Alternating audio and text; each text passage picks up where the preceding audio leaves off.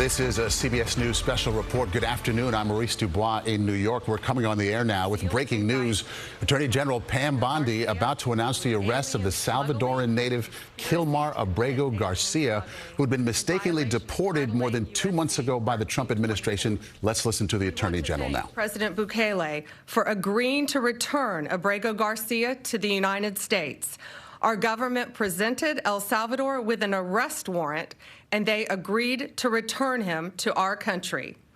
We're grateful to President Bukele for agreeing to return him to our country to face these very serious charges. This is what American justice looks like. Upon completion of his sentence, we anticipate he will be returned to his home country of El Salvador. The grand jury found that over the past 9 years, Abrego Garcia has played a significant role in an alien smuggling ring. They found this was his full-time job, not a contractor. He was a smuggler of humans and children and women. He made over 100 trips, the grand jury found, smuggling people throughout our country, MS-13 members, violent gang terrorist organization members throughout our country. Thousands of illegal aliens were smuggled. This is especially disturbing because Abrego Garcia is also alleged with transporting minor children. The defendant traded the innocence of minor children for profit. There are even more disturbing facts that the grand jury uncovered. It is alleged this defendant is part of the same smuggling ring responsible for the death of more than 50 migrants in 2021 after the tractor trailer overturned in Mexico. This is part of that same ring.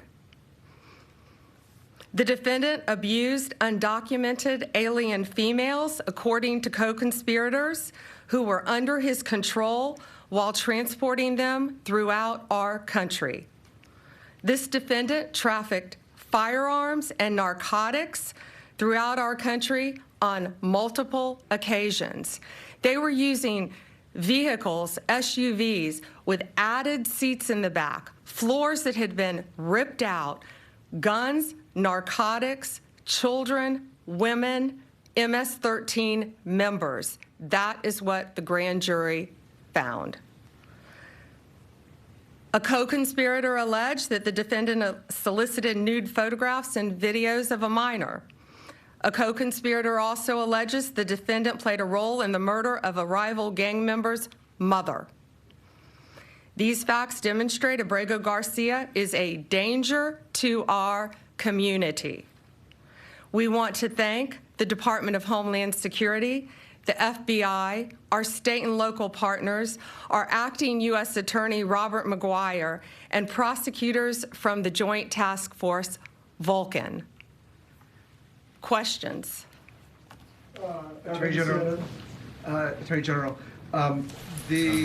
And so there you have it, the Attorney General announcing serious charges against Kilmar Abrego Garcia. You'll remember he was described as a family man, father, married, living in the Maryland area when he was mistakenly deported back to El Salvador. And a lot of people got behind him.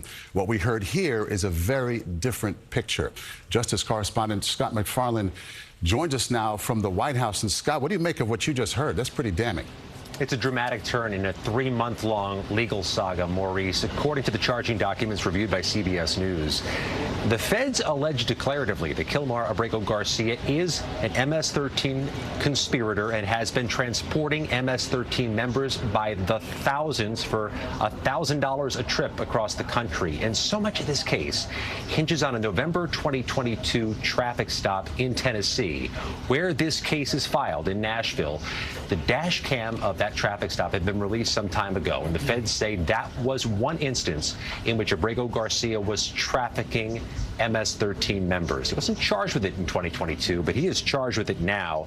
And one of the notes in the charging documents that stands out to me, the prosecutors are alleging here, Maurice, that Abrego Garcia works with several conspirators and would take the phones from people he was smuggling to prevent them from calling and alerting that the smuggling was underway.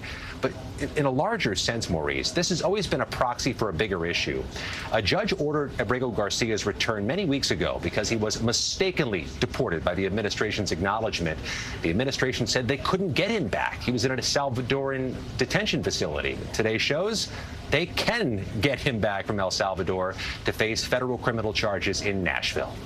Okay, Scott McFarland, thank you so much. Let's go to Homeland Security correspondent Nicole Skanga. And Nicole, he has been charged in the U.S. These are grand jury charges. I know you can get a grand jury to indict a ham sandwich, but they heard the evidence here, and this is what they put forth.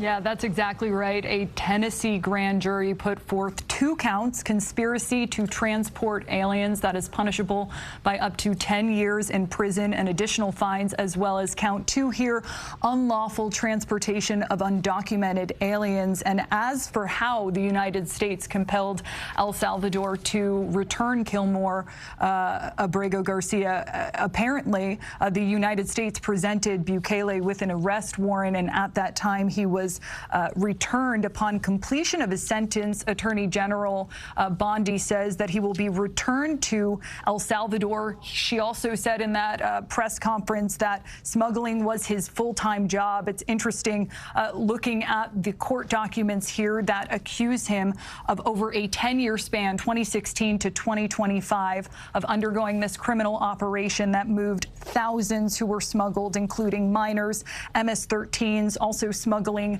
allegedly of cell phones, of narcotics, of weapons.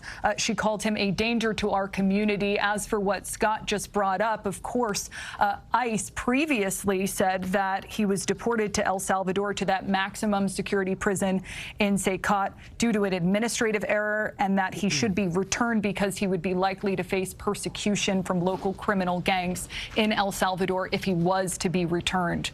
Okay, Nicole Skanga, thank you so much. So once again, the headline: Kilmar Abrego Garcia on his way back to the United States this afternoon as we speak to face serious federal charges involving smuggling children and women, firearms, narcotics, and using vehicles that were tricked out really to hide all of these activities. Our coverage will continue on CBS News 24/7, on your local news, and tonight on the CBS Evening News. This has been a CBS News Special Report. I'm Maurice Dubois in New York.